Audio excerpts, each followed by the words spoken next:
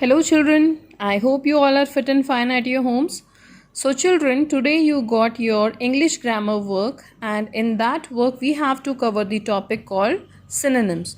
तो बच्चों आज जो आपको इंग्लिश ग्रामर का वर्क मिला है उसमें हम जो टॉपिक कवर करेंगे वो है सिनोनिम्स। सिनोनिम्स को बच्चों हम सिमिलर वर्ड्स भी कहते हैं। सो सिनोनिम्स हो या फिर सिमिलर वर्ड्स हो, इन दोनों का एक ही मतलब होता है और इन्हें हम हिंदी में पर्यायवाची शब्द भी कहते हैं। सो सिनोनिम्स, सिमिलर वर्ड्स या फिर पर्यायवाची शब्द, इन तीनों का मतलब एक ही है। अब इनका मतलब समझते हैं बच्चों डेफिनेशन के थ्रू। The words with similar or same meaning are called synonyms. तो बच्चों वो शब्द जिनका मतलब या जिनका अर्थ एक जैसा होता है उन शब्दों को हम सिनोनिम्स कहते हैं या फिर पर्यायवाची शब्द कहते हैं। वो वर्ड्स जिनका सेम मीनिंग होता है उन वर्ड्स को हम सिनोनिम्स कहते हैं। क्लियर बच्चों? चलिए इनका एग्जाम्पल देख लेते हैं हम एक। Our first example is leap और जंप। अब लीप का मतलब ये बच्चों छलांग लगाना होता है और जंप का मतलब भी छलांग लगाना या फिर कूदना होता है। तो ये दोनों वर्ड्स ऐसे हैं जिनका मीनिंग जो है एक लगभग एक जैसा ही है। So these words are with same meaning. So these words are called synonyms. Coming to the next example now.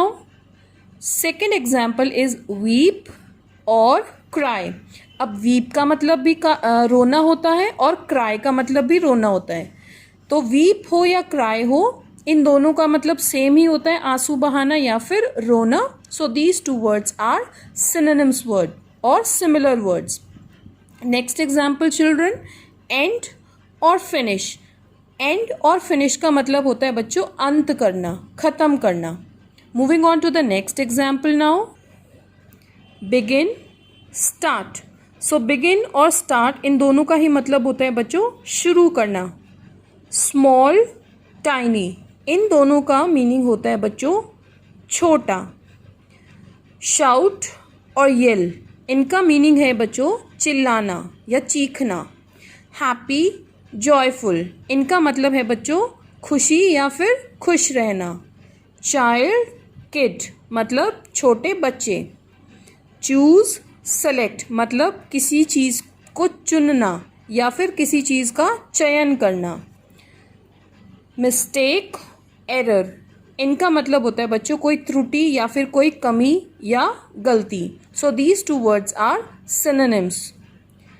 Pull, tug, इसका मतलब होता है बच्चों खींचना। इन दोनों वर्ड्स का मतलब ही खींचना होता है।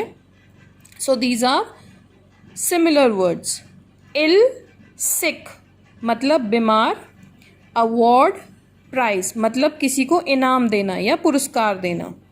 I hope you understood the topic children.